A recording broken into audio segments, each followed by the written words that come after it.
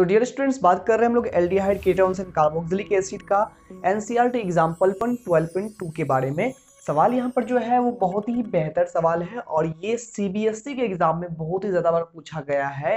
ठीक है, तो फिजिकल प्रॉपर्टीज जो होती है बहुत ही इंपॉर्टेंट होती है। ठीक है, फिजिकल प्रॉपर्टी जैसे कि बॉइलिंग पॉइंट पर सवाल हो, मेल्टिंग पॉइंट पर, सॉल्युबिलिटी पर, डेंसिटी पर, स्पेसिफिक रेसिस्टेंस पर, तो इन सब चीज पर अगर सवाल रहती है तो बहुत ज्यादा इंपॉर्टेंट सवाल होता है।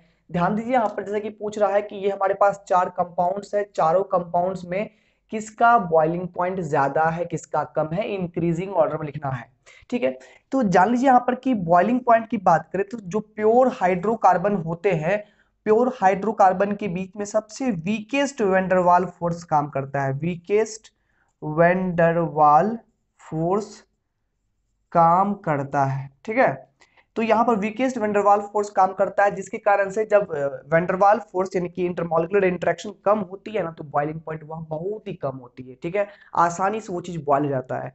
और सबसे स्ट्रॉन्गेस्ट फोर्स की बात करें तो हालांकि इलेक्ट्रोस्टैटिक फोर्स भी आता है, आयनिक सॉलिड सब केस में मेटालिक बॉन्ड आता है, लेकिन यहाँ पर हम बात करें कोवैलेंट कंपाउंड, ऑर्गेनिक कंपाउंड की बात करें तो यहाँ ना ही इलेक्ट्रोस्टैटिक फोर्स मिलेगा, ना ही आपको यहाँ पर क्या कहते हैं कोई मेटालिक फोर्स मिलेगा। तो यहाँ पर क्या मिलेगा, यही वीक वेंडरवाल फोर्स मिलेगा, लंदन फोर्स जिसको बोलते हैं हम लोग। ठीक है ना, उसके बाद हाइड्रोजन बॉन्डिंग मिलेगा, डायपोल डायपोल फोर्स मिलेगा, जो कि मॉलिक्यूलर कंपाउंड्स में मिलते हैं।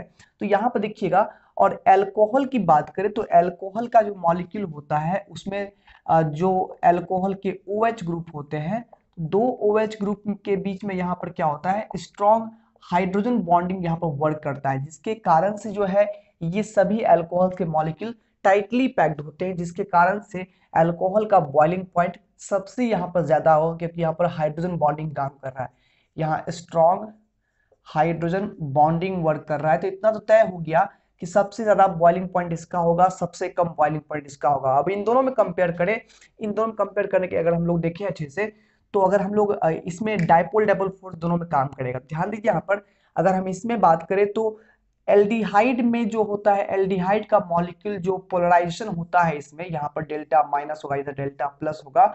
तो एल्डिहाइड के मॉलिक्यूल में पोलराइजेशन जो होता है उसका अमाउंट ईथर के मॉलिक्यूल से क्या होता है, ज्यादा होता है। Aldehyde group CHO group more electronegative group होता है देन दिस, एंड सो यहाँ पर क्या होगा कि यहाँ पर डायपोल डायपोल फोर्स जो होगा वो ज्यादा होगा, है ना, मोर डायपोल डायपोल डायपोल इंटरेक्शन यहाँ पर वर्क करेगा, जबकि यहाँ पर जो है less dipole dipole interaction work करेगा। तो बेसिकली हम अगर देखें अच्छे से तो सबसे कम जो फोर्स है वो किसका है, D नंबर का है। सबसे कम बॉइलिंग पॉइंट D का होगा।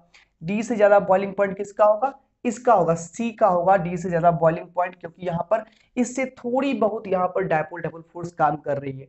अभी इससे भी ज्यादा डायपोल डायपोल फोर्स किसका है, तो A का है, तो यहाँ A नंबर उससे अधिक होगा। और सबसे अधिक हाइड्रोजन बॉन्डिंग वाला चले जाएंगे, B नंबर जो होगा सबसे अधिक यहाँ पर बॉइलिंग पॉइंट शो करेगा। तो इस तरह से हमने यहाँ पर बॉइलिंग पॉइंट का ऑर्डर आपको लिखा दिया। हालांकि ध्यान दीजिएगा, बॉइलिंग पॉइंट जो होता है वो मॉलिक्यूलर मास पर भी डिपेंड करता है। मॉलिक्यूलर मास जितना ज्यादा होगा बॉइलिंग पॉइंट उतना ज्यादा होगा। लेकिन इन कंपाउंड्स की अगर हम लोग बात करें तो इनमें ऑलमोस्ट आप देखोगे कि सबके मॉलिक्यूलर मास लगभग लगभग सेम ही है। इसलिए यहाँ पर मॉलिक्यूलर मास की चर्चा ना करते हुए हम लोग इंटरमॉलिक्यूलर फोर्स की चर्चा की है। ठीक है, समझ में आ गया ना। तो अगर मॉलिक्यूलर मास में डिफरेंस रहेगा तो वहां तो मॉलिक्यूलर मास से पता कर लेंगे वहां पर कि कंपाउंड किसका बॉइलिंग पॉइंट ज्यादा होगा, किसका कम होगा। लेकिन जब मोलर मास की बात नहीं करेंगे, अगर यहाँ पर कंपेरेबल सबका मोलर मास यहाँ पर है क्या कहते हैं, एक लगभग बराबर ही है, तो वहां पर हम लोग इंटरमॉलिक्यूलर इंटरेक्शन की बात किए और बड़ी आसानी से पता कर लिए यहाँ पर कि किसका जो है क्या कहते हैं बॉइलिंग पॉइंट ज्यादा होगा, किसका कम होगा। आई होप आपको समझ में आ गया होगा ये न्यूमेरिकल। ठीक है, और एनसीईआरटी के ऐसे ही अगर आपको वीडियोस आपको अच्छे लैंग्वेज में चाहिए तो आप इसे सब्सक्राइब कर सकते हैं। वीडियो पसंद आया होगा तो लाइक भी कर सकते हैं। ठीक है, और बस ऐसे ही शेयर करते रह सकते हैं, सपोर्ट करते रह सकते हैं। मिलते हैं अगले वीडियो में, तब तक के लिए बेस्ट ऑफ लक।